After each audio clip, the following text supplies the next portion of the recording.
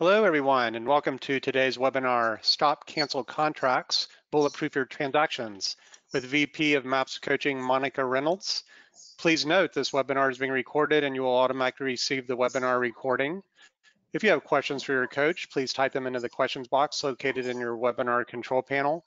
Following the webinar, if you have any questions about today's call or coaching programs, please email us at maps@kw.com.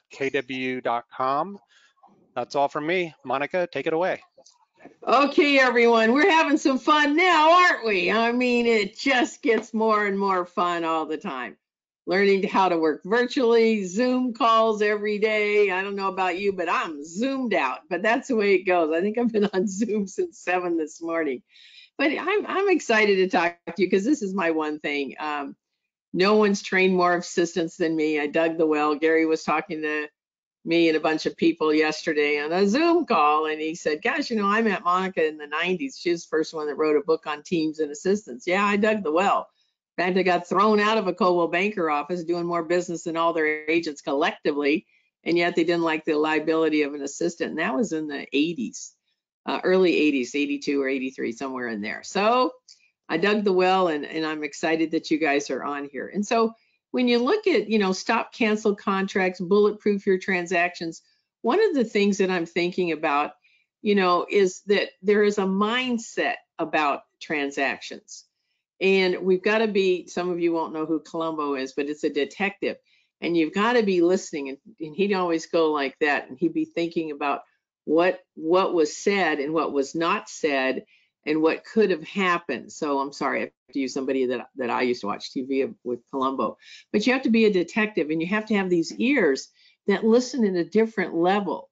And so, what are the top issues and what can you do to help them navigate them and be ever ready to pivot and ever ready to change? And so one of the things on the next slide, and Stephanie will move that, is that how do you manage your clients' fears?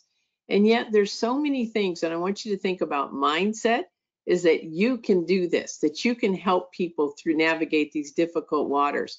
And sometimes they're extremely difficult. There's new objections we've never heard before, like, well, I'm not going to let anybody come in and inspect my house. I'm not letting an appraiser come in. And some states have got by, you can do a drive-by appraisal. Okay, that's good. So things are changing, and we have to change with that. So, a great transaction coordinator usually has a very high C, which means they don't like a lot of change. They like the structure of it all. Hey, sign me up, I'm there too. However, we've got to be changing all the time. And so there's going to be fears in a lot of transactions that we've never heard before. And there's going to be fears of, oh, maybe I just don't even need to do this. This is getting too hard. Just never mind. We quit. We're done. And believe me, I've heard some of the stories lately. And yet there's a very precise way. And so you might want to write these down. Okay, so there's a very precise system that I teach in the Perfect Real Estate Assistant on any objection. And number one is you pause. When someone gives you an objection, take a deep breath and pause. And if they don't see you, put a smile on your face, because that creates a tonality that is not going to come across as harsh or judgmental. So take a pause, put a smile on your face, and acknowledge, gosh, so I hear what you're saying, that you don't want to go further on the contract, that you want to cancel. Is that what I'm hearing you say? So then you validate that. You acknowledge and validate that. You say it just like they said. I just don't want to go further. I want to cancel. What I hear you saying, you do not want to go further and you want to cancel your contract. Is that what you're saying? Okay, then you isolate it. So the one reason, from what I'm hearing, and first of all, sorry, I'd say, tell me more about that. So you want to get the reason, acknowledge it, and then you want to isolate it by saying, tell me more about that. Then you find, is that the only thing that's holding you back from moving forward? Is the fact that blah, blah, blah, and this hasn't been done on the inspection or whatever? And they say, yeah, it's just every time I turn around, there's something, and this is the last one, and I'm done. Gosh, I hear your frustration. So that's the only thing preventing you from moving forward. Is that what I hear you say? And the other thing that, besides isolating, then, is you come up with a solution. If we are able to do this and this and this, would that absolutely, have you reconsider your decision? Well, I guess so, yes. Okay, so you have to then come up with the strategy to make them feel good or have a strategy to cure the problem. And then you close, you say, great. So if I make this happen by 5 o'clock today, are you in agreement that you'll move forward? Yes, that'll be fine. So now you've closed them on that. So you have to isolate the reasons for their fear. What exactly is that? Tell me more. Be the calm in the eye of the storm. People are out there, things are going around so much. I don't understand what's happening in a lot of places. And I've heard some of the craziest stories lately. And it's like, really? Okay. Help them find a common solution. Help them find a common solution. The next one is tipped on understanding the seller and buyer's motivation. Are they in a must buy sell situation? So, yeah, there you go, Stephanie. Are they in a must buy sell situation? So you've got to always understand the motivation. So in the Perfect Real Estate Assistant training, we do a thing called pass the baton. And when you get a file on a transaction, you have to clearly understand their motivation. You have to understand who all the players are. They want to buy a house because they're having a baby. They want to buy a house because they have 3 kids and they only got a 2-bedroom or a 3-bedroom where they're at, and they want more bedrooms. They just got a job raise. They just lost their job. They're downsizing. They're older. They're senior citizens. They're downsizing. What's the motivation? Who are the players? Oh, by the way, the mother's been on every single appointment looking at the houses and has been kind of a negative Nelly about everything. And so you need to know the motivation. Are they happy? Are they sad? Who are the players? Do they have kids? Do they have a dog named Tank who happens to be their kid? Who knows? What it all is. So know that motivation at the highest level. You should never call a new transaction a new pending without knowing, is the seller happy? Is the buyer happy if you're representing the buyer? Have they looked at 36 homes? Have they looked at just 2 homes? Are they downsizing? Are they moving new to the area and everybody's upset? What's the situation? So it's so great you have to know that in order to really be the right person to close that file and have it be a great customer experience. Help them stay focused by concentrating on their motivation. This will help reduce the emotional thinking. Keep them concentrated on their motivation. Hey, this call is about getting you that great home. And the next step is we've got the appraiser going out next week. And I just wanted to let you know they're going out on Tuesday. Yada, yada, da, da, da, da. So remember, keep upbeat. And if you hear something like, oh, he's already going out, huh? Oh, well, okay. Gosh, I hear some hesitation in your voice. Can you tell me more about that? Well, I thought he'd be going out sooner. Gosh, we did everything we could to push him forward. This is such a busy, active market.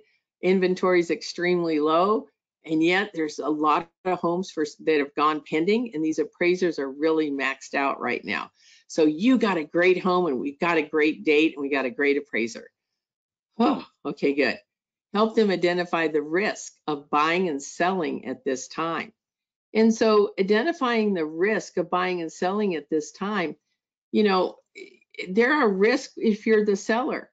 That buyer can cancel. That buyer can cancel before all the contingencies are removed.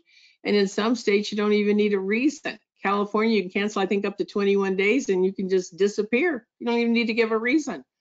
So with that said, we have to make sure that the seller understands that we have some hoops to go through. I always say, don't pop the champagne just yet.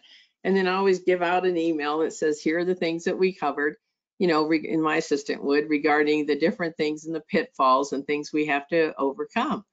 The pitfalls for a buyer is that, they may find some things that they're not willing to move into that home unless they're fixed. And yet we have to make sure that in our scripts that we're saying the things that we're looking for in the home inspection are some critical items. If it's a health hazard, the second thing that we're looking for too is if there is something that I would say that was basically a foundational or a structural problem. And so those scripts are setting them up. And so we do that also in the training, but you have to script them out and let them know prior to an inspection, prior to appraisals. Sometimes the appraisals are coming in low. And if you're looking at your screen right now, I always say to the seller or the buyer, there's four things that can happen if the appraisal is lower than expected, or it's higher than expected, either way, right? Let's say that it's higher than expected. Then the seller reduces the price. The buyer brings more money. The appraisal is lower than expected, meaning the house sold for $325 and the appraisal is $300,000. So the seller can reduce the price. The buyer can bring more money. The buyer and seller negotiate in the middle somewhere, or the buyer and seller can cancel. Either one can happen. So I always tell the seller that, in my script that I teach too, is that here's a difficult, but I've prepared the seller that this may happen. And I'll say to the seller, here's what you have, four choices. And the best choice will be the last one that I will share with you. Okay. So you can cancel the contract and we can start over. However, you run the risk of, we have the same type of situation with an appraisal. We probably won't find a buyer that will buy it as is, no appraisal, etc. And that's very rare that happens. And so I'm not going to say that we're going to be able to find that person. You might be able to negotiate with another buyer somewhere in the middle, or another $5,000 or $10,000. I'm not sure that will happen either in this market. Buyer brings the whole amount to the table. Pretty clear that's not going to happen in this offer. So my suggestion is that this is the appraisal. We've got a strong qualified buyer. They're happy to purchase your home. They are not going to be able to make up the difference. So this would be a case where you need to lower your price, lower your expectation of your sales price.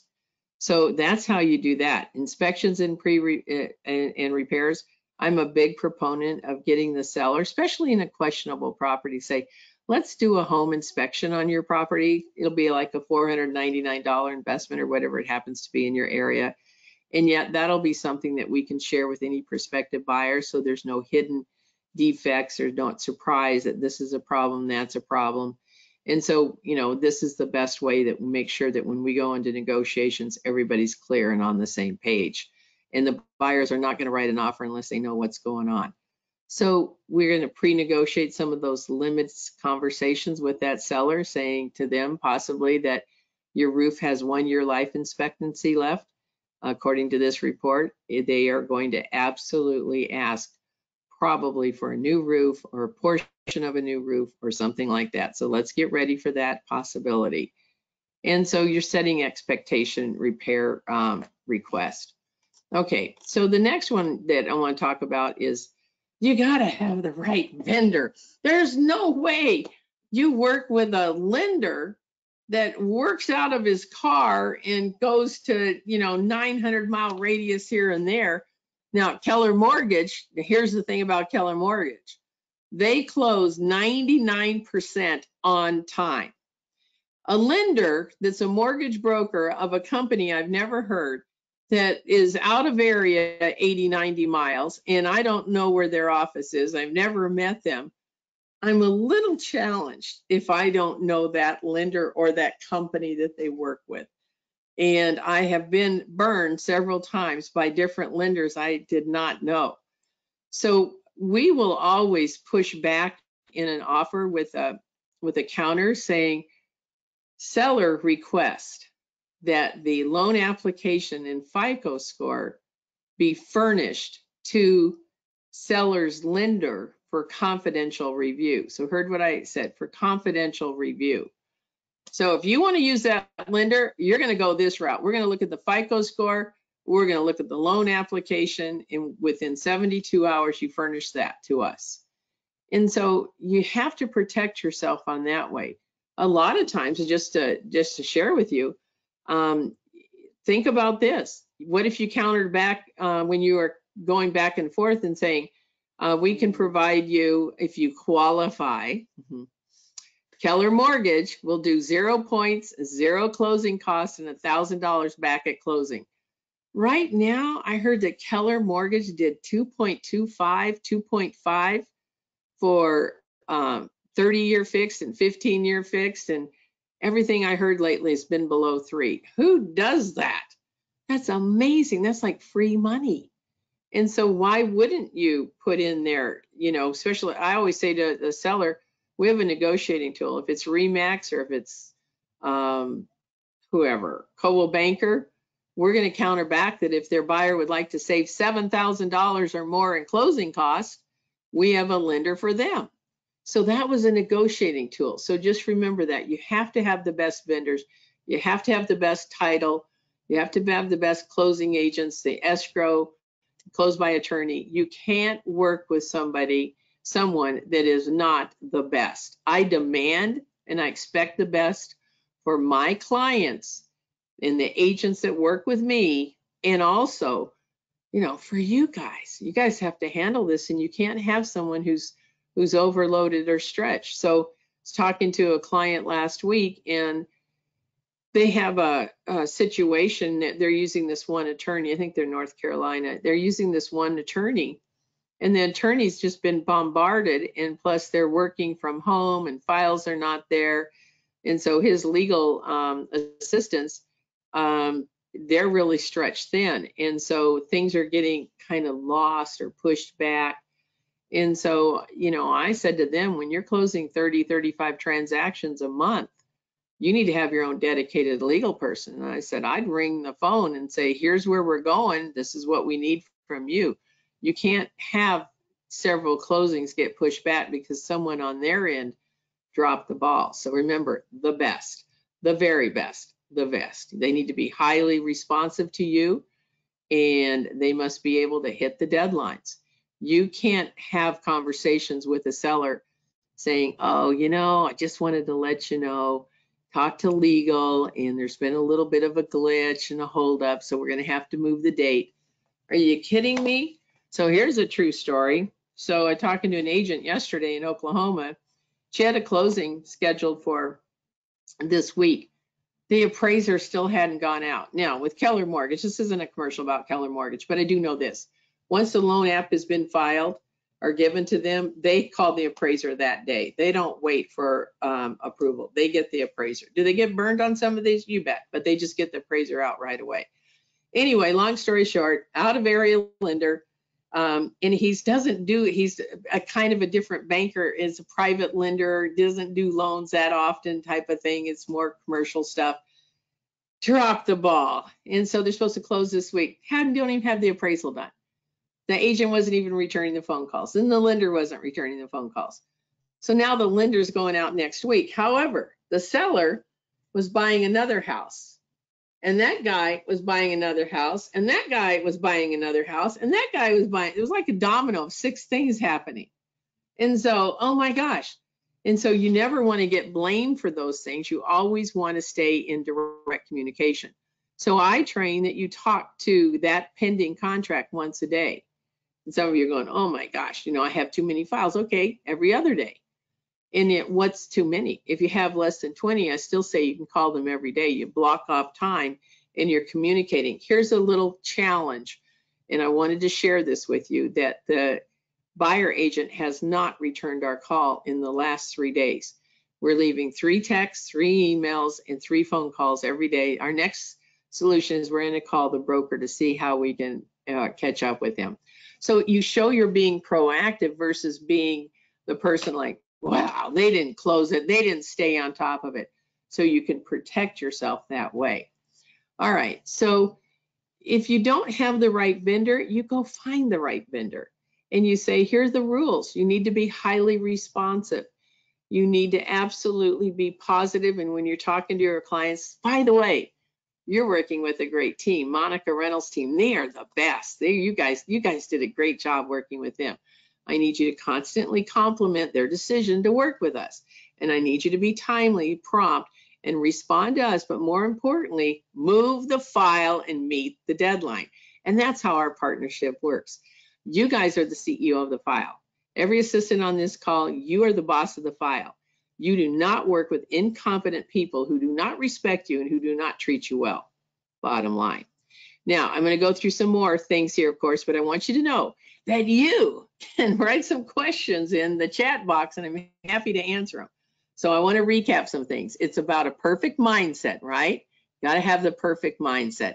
And the other thing, that you can solve problems, that you're a detective and you're listening at a high level, and you don't respond right away. You pause, you acknowledge the challenge, and then you go forward, okay? You have to know the buyer and seller's motivation. You have to understand that. And the next thing too, and the tip in the next slide here too, is you got to know your state regulations, your addendum, your market center rules. I hear some of the states have a COVID addendum. You've got to know your state regulations. You've got to know your MLS changes and current forms, etc. You've got to know anything with your market center. Now, a lot of market centers have their brokers, the broker of record, do trainings on contracts.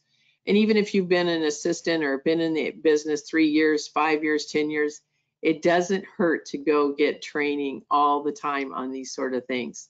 There are things that I would hear in that class like, wow, that'll never happen to me. And boom, it happens the next week. And I go, God, I'm so glad I listened to that. Gosh, that's so great. So you have to know those things. Now, top issues for bulletproofing your transaction on the next slide. Okay, loan approval and funding. All right. So have the correct lender. We talked about that. Buyer approval from reputable lender. Talked about that. That's why I put back in all of mine, and some of you are going, gosh, can you do that? You bet. I can do that to protect the seller. When I don't know the agent and they're out of area, when I don't know the lender, they're somebody I've never heard of, they work out of their trunk, I don't know what they do. I am absolutely saying to the seller, we need to protect you on this. I'm not familiar with this agent or the loan company. So here's what I'd like to suggest. And here's the verbiage again, okay? Seller request that loan application and FICO score be furnished confidentially to seller's lender. They're not going to talk. For review. Now, I didn't say for approval. I said for review within 72 hours. I want to know who this guy is. And then you're going to find out, oh, he hasn't even made a loan application, but the lender said he's good. Oh, well, where's that letter? Give me that loan approval letter. Well, it's a pre-approval. That's pre-approval is nothing. It's approval that, yes, we're going to give you the money. Yes, you qualify. It's a whole different ballgame there, right? Seller's lender to confidentially review buyer's application.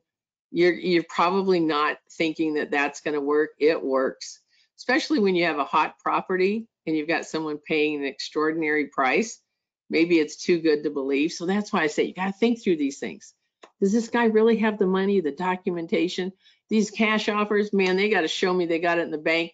They got to show me that they can get it released. Because I've had people show me money. They live out of country and then they could never get the money released. So I got tricked twice on that, and I'm not doing that one again.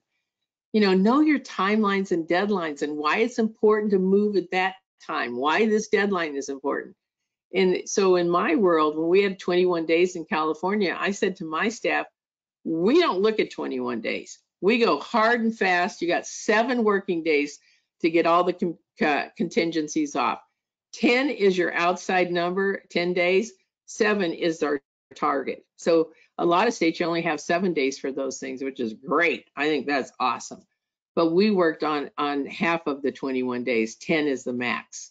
And so you have to have that sense of urgency to move the contingencies off. And a lot of times we get a little complacent. We've got a lot of files going. You have to have a huge sense of urgency. The mindset is you get the file closed and you get all the contingencies removed in half the time that it should have taken.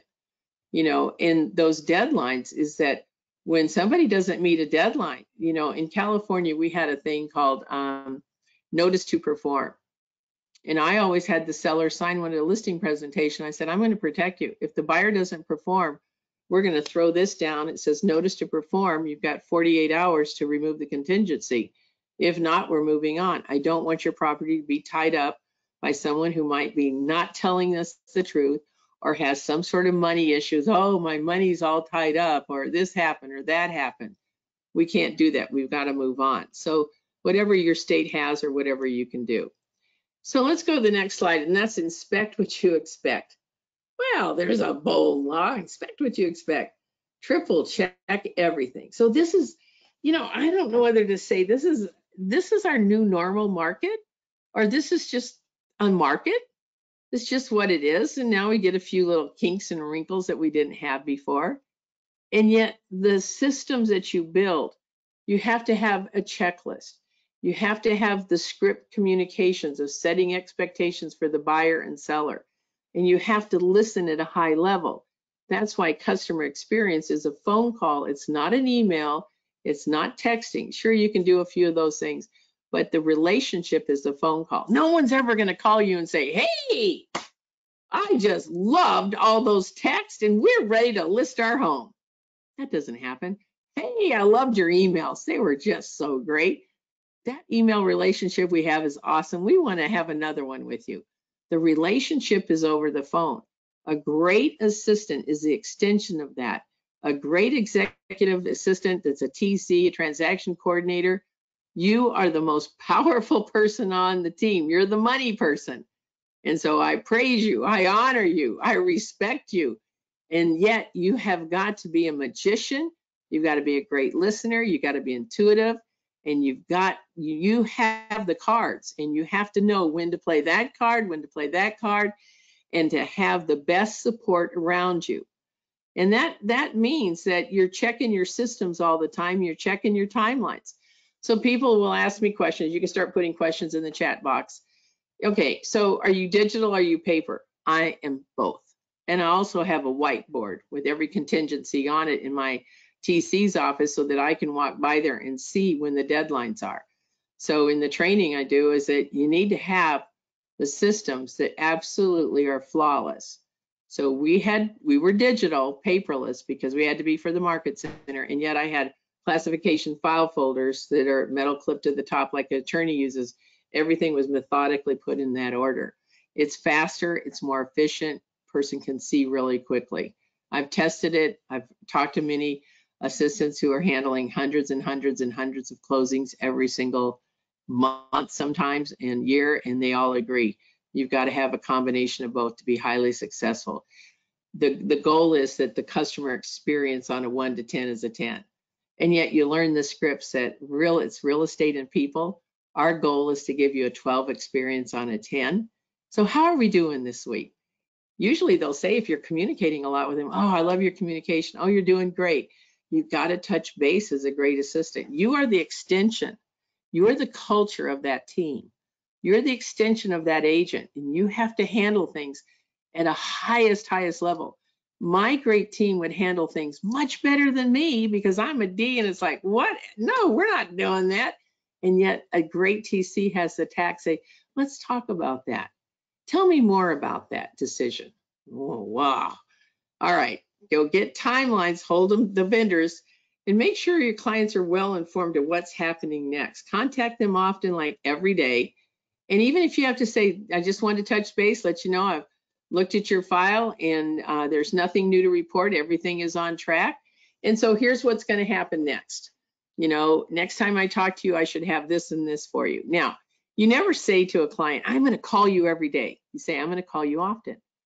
My office hours from 8 to 5. I don't believe a transaction coordinator should work over the weekend. Okay, agents on the call, drop off. You probably didn't like that comment, but we can get the job done. Great TCs can get the job done if they are in high communication with that seller or buyer. So my deal is you talk to every pending contract if you want to go to 2 times a week instead of every day. You talk to them on Monday and you talk to them on Thursday. Why do you talk to them on Thursday? Because if you don't get them and they need to talk to you, you have Friday. If you do your calls on Friday, you miss them, then your phone's going to blow up. Your emails are going to blow up over the weekend. So don't do it. I don't believe a TC should be giving out their cell phone unless there's some critical thing that didn't get solved and we're supposed to close on Monday. Of course, you use common sense. So here's the bottom line in all of this. deliver what we call the Ritz-Carlton customer experience. Ladies and gentlemen, treat everyone with respect and know that it is a really difficult time. Sellers just gave up 6% of the value of your home in their home. And so some of you are going, well, that wasn't 6, it's 3. No, it's 6 on their closing statement. And they don't really differentiate too much about what. They know it was 6 to list their home. That's a lot of money. The next thing I want you to think about, and we'll go to the questions here pretty quick, is what is it that you have to do to become an extraordinary TC as far as your communication? It's not a text or an email. So I have a mantra, it's called call, email, call. Call them, tell them what you need to do, email them, because they only hear 25% of what you're saying. Sellers and buyers are crazy. They're doing so many things about their move, they can't keep everything straight. That's why they will ask you the same question over and over.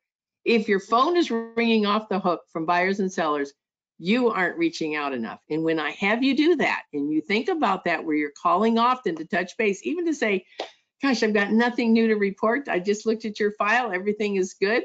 And here's what we're working on now. Talk to you soon, meaning you're going to call them tomorrow. Okay. And yet that's such a purposeful call that they didn't get lost and they're not just a file. So be ready to pivot, stay on top of your timelines, customize your checklist, don't wait for something to happen, be in charge of all the happenings, and create new checklists where you have to, where it's important. So the next screen is, let's talk about the co-op agent real fast. They have a lack of communication sometimes, or poor attention to details, inability to control the client, unless they have an assistant, and then it's a lot smoother. But usually that's the way it goes. And so closing dates can be, unrealistic, lender communication, vendor communication on repairs. Those are the 3 under closing date and the 3 under the co-op agent. And you're going to get a copy of these screens, so you don't need to be taking pictures if that's what you're doing. So I forgot to tell you that. The key on these things is that you have to be ahead of any problems. So when you have an agent that's not cooperating, not responding, you talk to them the next time, you say, how do I better reach you? I don't want to be a pest, and yet there'll be times, and I'm not going to call you unless there's something important we need to talk about. What's the best time to reach you? What's the best way to reach you? Then let's go to the tip, what should rainmakers do? So it's in my personal experience that a rainmaker, the listing agent, should call once a week.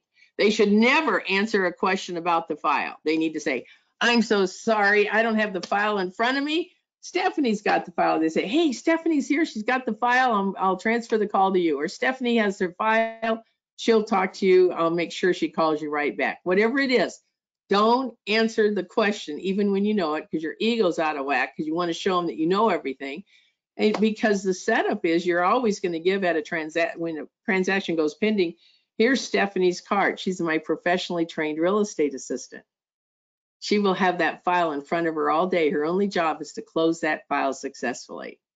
Role play with a listing agent, TC, or other agents, anyone on your team, to practice so that you know how to answer some of these questions that come up or challenges that come up, and how you set up appraisals with buyer and seller, inspections with the buyer and seller, move dates with the buyer and seller. All of those things can easily be done. So next slide is on building relationships. By building amazing relationships, you demonstrate to your clients and team that they can trust you. Now, also in this, the trust bridge is built, so you want repeat and referral business. So during this transaction, a great TC will get a referral and a review from that client, a 5-star review. And so those are the goals, and that's the training I do, is making sure that those scripts, and they're in the checklist, that you're asking at least once a week, not every call, once a week. By the way, our business is based on referrals from great people like you. And I was just wondering, have you run into anyone who's thinking about buying or selling? We so appreciate your help. Same thing on a review. Our business is also based on reviews. Would you mind just absolutely, could I, I'll make this easy for you. Could I send you a link to Zillow, Truly, or Realtor.com, whatever it happens to be, what you're doing? And would you just take 5 minutes, and we'd love to send you a Starbucks or an Amazon card as a thank you. So when they say something nice, you strike. So all those scripts and the script on the promise, they're all there, and we go through those. All right, ahas and questions. So get those in the box. And one of the questions I know that I'm going to get, and I want to share to you on the next screen, is that there is an assistant class starting. So Stephanie, go to the next screen, please. There is a class starting. And it is starting, I think, I have to move my screen here because Stephanie, I'm not seeing you move the screen. Oh, there it is. Okay, sorry. July 15th. And you go to mapscoaching.com/group, perfect real estate assistant, web 100 to save $100. Now go answer the question. So here's how the format works. There's 3 calls per month. They're 1 hour. At the end of 6 months, you have a 450-page policy and procedures manual. Do I cover a lot about command? I pepper it in. I tell you where it's at. I tell you where the video is and what it can do. So I don't go down that path too hard and too strong, but there's just enough so that you can look at like the opportunities and how that works. And if you don't know what I'm talking about, that's a really cool thing. We go over lead generation, job description, communication. I go over a complete customer service plan. I go over the scripts. I go over I give 21 days of scripts on a listing. I give 20 days of scripts on a pending. The goal is to have repeat and referral business and to get a referral and a review out of every transaction. To have the most extraordinary customer service letters, lead generation, I go extensively into expireds and FSBOs and probates, things that you might want to add as you're building your sources of business.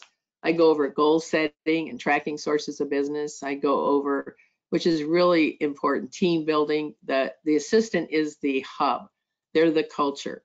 And the transaction coordinator is the money person. This person is the final dessert, the dessert, I got a whole story on that, of the transaction. And this is where people will be your raving lunatic fans. And that's what I love to have. All right, Steph, so give me a couple of questions here before we move on. What do we got? All right, here we go. So Kamita would like to know, do you have any suggestions on how to stay on top of new construction lenders? You know, that one is a real difficult one, other than maybe you do a Zoom call with them, you do a face-to-face and they have meet you at the office, social distancing. It's not so much sometimes a phone call because they'll just go, yeah. So when you have the builder lender can be a challenge. And so you have to set up expectations and say, I know you're busy. I respect you. And obviously you are a professional because the builder exclusively works with you. So kiss up, right? And say, may I ask you, could we set up a standard where we talk every Monday at 11 o'clock? So the only way I've been able to work with a builder lender before was have a standard that we talked at 11 on Monday and 11 o'clock on Friday. Now, and then I'll say there will be the exceptions when I will text you and I will need only 5 minutes.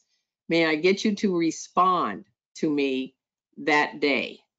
You're not going to get them to respond to you in an hour, so don't even try it that day.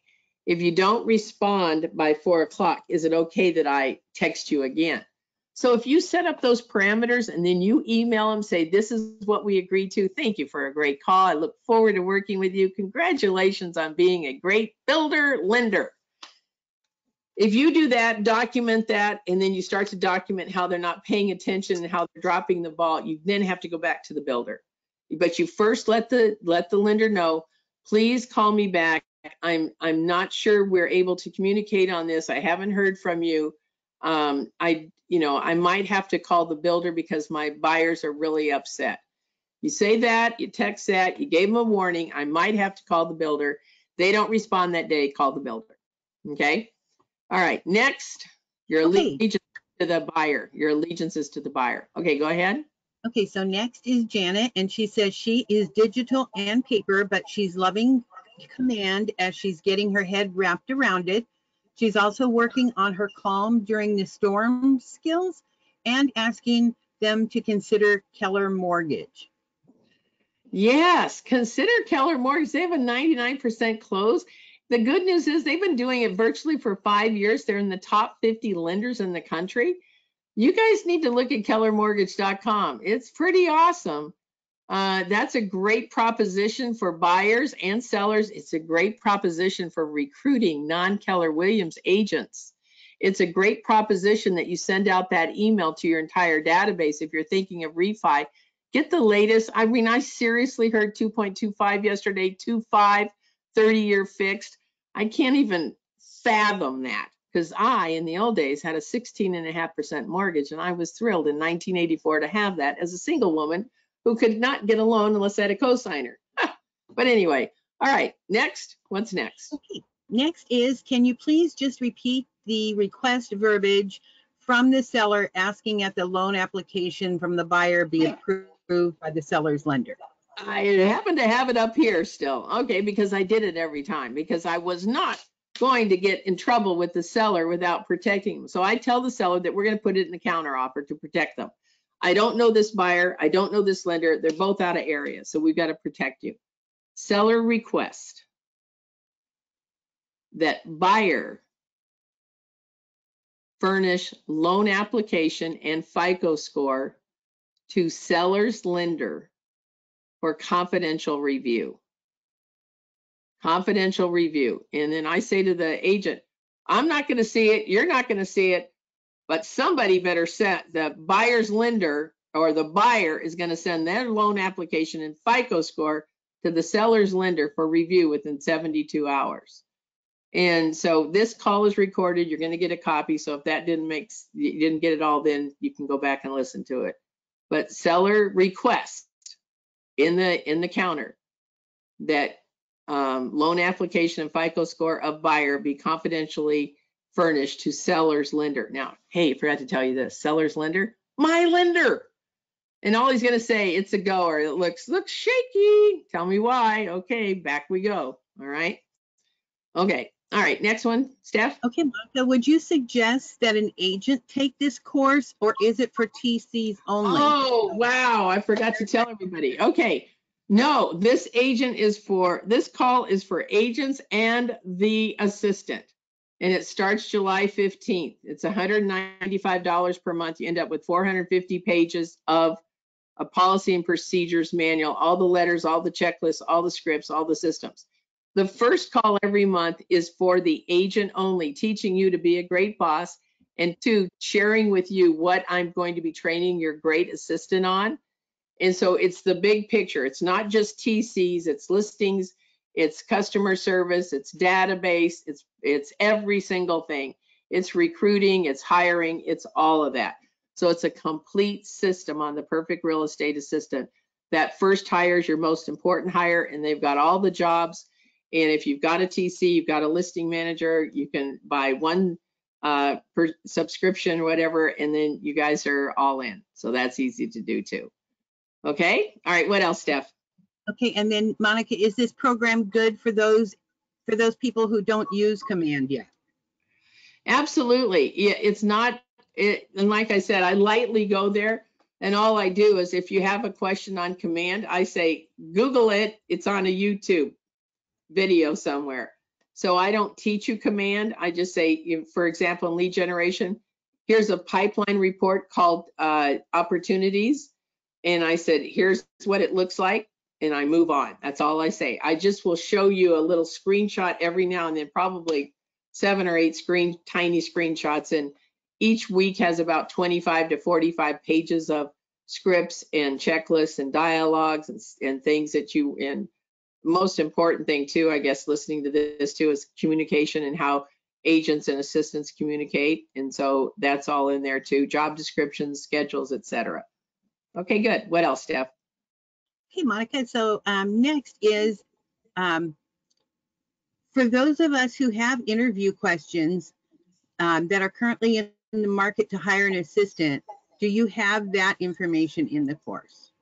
Well, here's what I do. Okay, so yes, I do teach you on how to hire. And remember, Gary Keller said the other day on a call with me with a bunch of people, he said, I think I met Monica in the 80s or 90s, and she wrote a book on teams and hiring. And yeah, I did. It still works. And so I complement career visioning.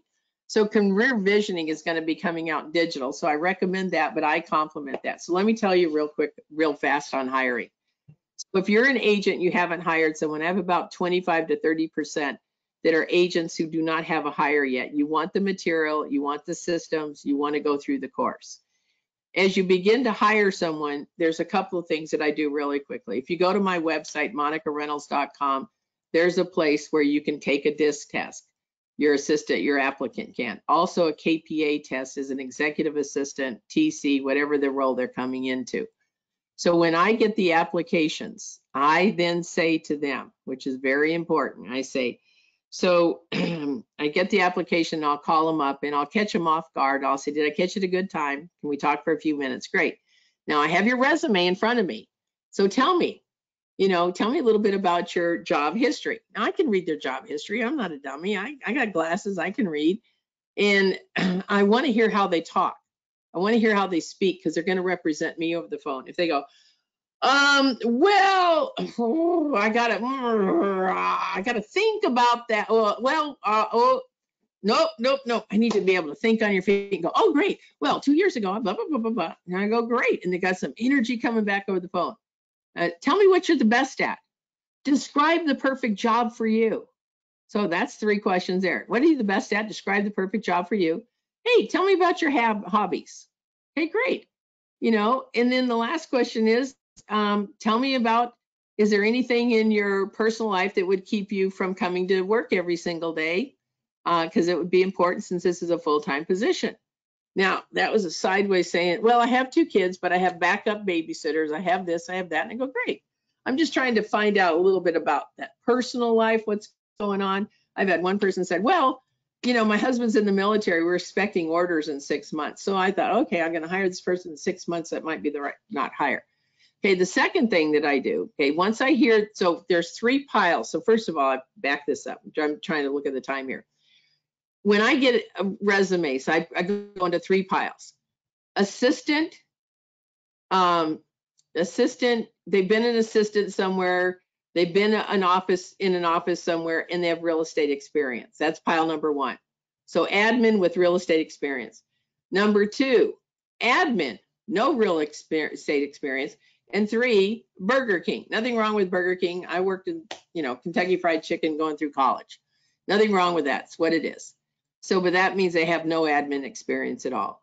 So I divide those piles up. I make that call. And then the next thing is, then I'll call them back, go through the interview. If I like what they said, the first 5 questions, then I'll say, great. By 5 o'clock on Friday, can I have you take 2 assessments? The DISC personality, and it's called a KPA, which is a Keller personality assessment. You can't win or lose, it's just who you are. And each will take about 30 minutes. Can I have you do that? And they go, yes. Can I get it back by 5 at Friday? 5:02, I don't have it back. 5:01, I don't have it back. Shit, off. We're not talking. I'll send you an email saying, thank you, position is filled. I get them to come into the office or however you're doing it now, meet virtually, and then you go through the career visioning process with the questions. I also have a set of questions. So I'm a very strong person, and you don't hire on the first person.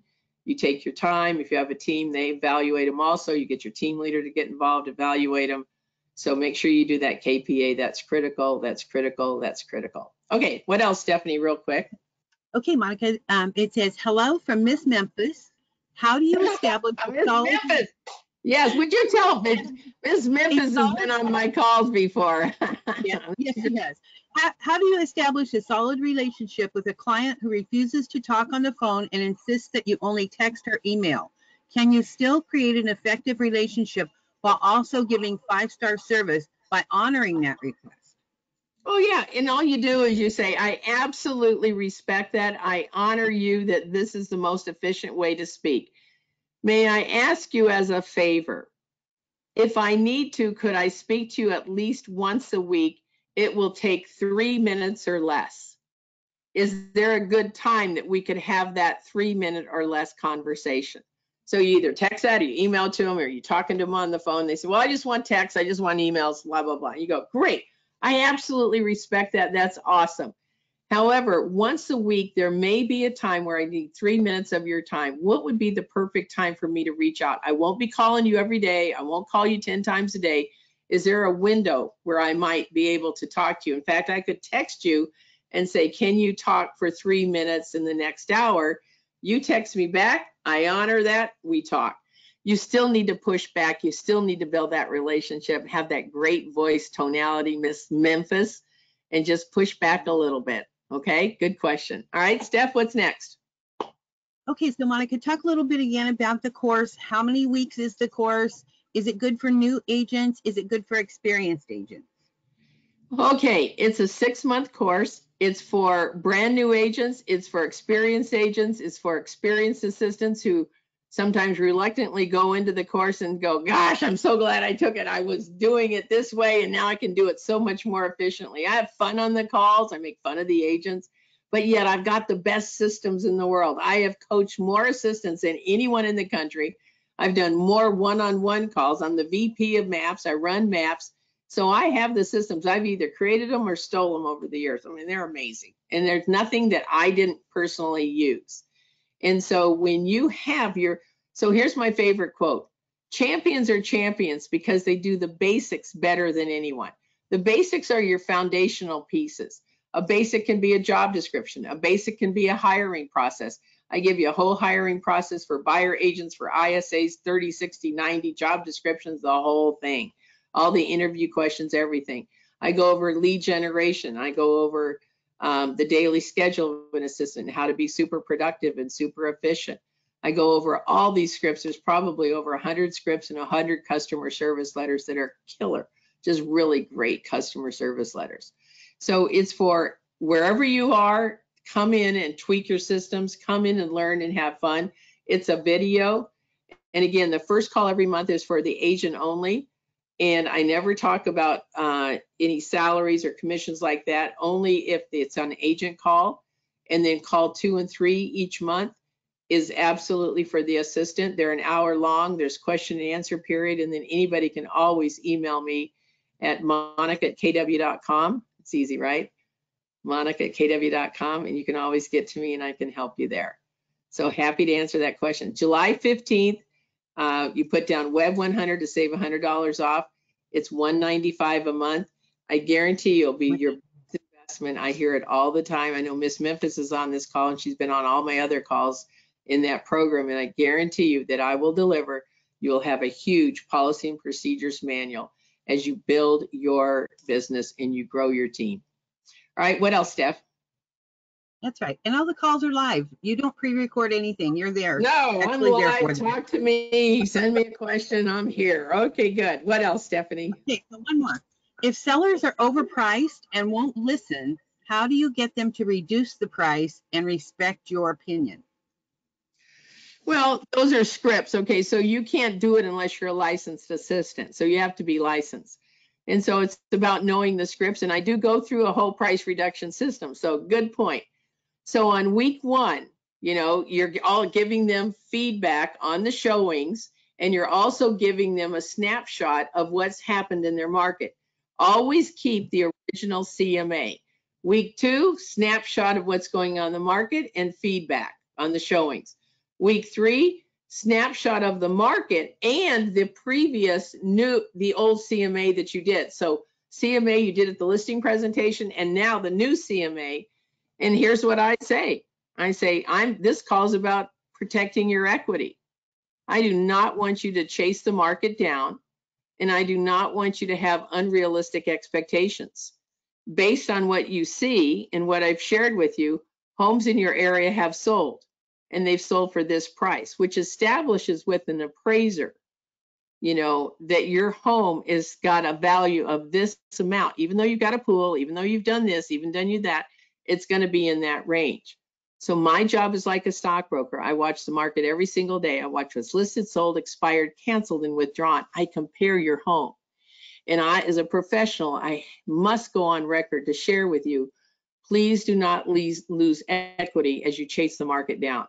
This is the current value of your home. This is what it will take to sell. This is what an appraiser says. Now, let's say they push back and they say, well, we just don't want to give our home away. And I go, here's the good news. The market naturally adjusts with multiple offers when a home is an unbelievable deal. So when you agree to change your price to this, which should cause it to sell based on today's market, and I can see that you would see this as highly competitive with what's out there, you have to be number one in competition to be sold. Right now, you're probably number 10 or 12 on the list. So number one and number two are always going to be sold. We need to move you to the top. And so when you agree to do that, if we did price it too low, you'll get multiple offers. So make the right decision, protect your equity. Let's change the price today. So I know my scripts, and I got 1 million of those, and they're all written down in the program. So I hope you join the class. I'd love to talk to you. This is my one thing. This is what I've done more than anybody. Got 2 books out there still on Amazon. Don't buy them. The stuff I've got now is so much better, so don't do it. So with that said, Stephanie, time for one more, and then we're going to let everybody go. What's the next best question you got there? Okay, so the next one is, how do you know when to hire an assistant? Great question. You're going to hire an assistant when you feel overwhelmed and you've got the finances to do it. So the old days, I wrote a book in the 90s that Gary read, and then he wrote one, MREA, and even used my ad from the, but we won't talk about that. But anyway, so here's an agreement. When you are around 40 transactions, you should, when you know you're going to do 40, you need 1 full-time assistant. My new tweak on that is when you are in that 25 to 30, because cost of living, or excuse me, the commissions have gone up, not cost of living's gone up too. The commissions have gone up. When you're in that 25 to 30 range, you should absolutely hire an assistant. Some people hire a virtual, which sometimes really works well for different things, and that's great. Sometimes you hire a part-time assistant. So here's what I always say. What if you hired a part-time assistant? Let's say your average commission is $5,000. You hire them for $15 an hour, 10 hours a week. That's $150. Times 4 is $600. If you had 15 hours or 10 hours back in your week, 2 hours a day, and you focused on lead generation, would you list a property a week? Maybe. Would you list a property every 2 weeks? Yes. Would you list a property or work with a buyer every 2 weeks? Yes. So you might get 2 extra transactions for a $600 value. And that $600 value turns into $10,000 because it was a $5,000 and a $5,000 transaction. So you can't lose. If you've got the finances and you feel that you're stable, at least hire a part-time person and then make the investment to put the systems into place. Even part-time assistants have joined this class and have been really efficient about doing what they need to do during those 2, 3, 4 hours a day that you might have them. So the goal would be turn them into full-time and leverage all of that stuff. And all you do is list and go on appointments, all right? And lead generate. Okay, anything else, Steph? Just one more that says an aha was, I love the idea of the Ritz-Carlton treatment for everyone, buyers, sellers, and everyone you come in contact with during the transaction. And that's what I do in the customer service part of all of everything that we're doing. And we're bringing all that Ritz-Carlton ladies and gentlemen thing. So I want you to be able to experience that too. So sign up for the class today. Can't wait to see you. It's on July 15th. The first call is for the agents, and I set the groundwork. And it's a time for you to ask me questions also. It's live calls. I'm on camera. Oh, I love the camera. Oh. All right. Okay. Thanks, everybody, for being on the call. It was a good call, I hope, for you. Thanks, everyone. Have a great day. Thanks, Steph. See ya. Bye, Monica. Bye, everyone. Bye-bye.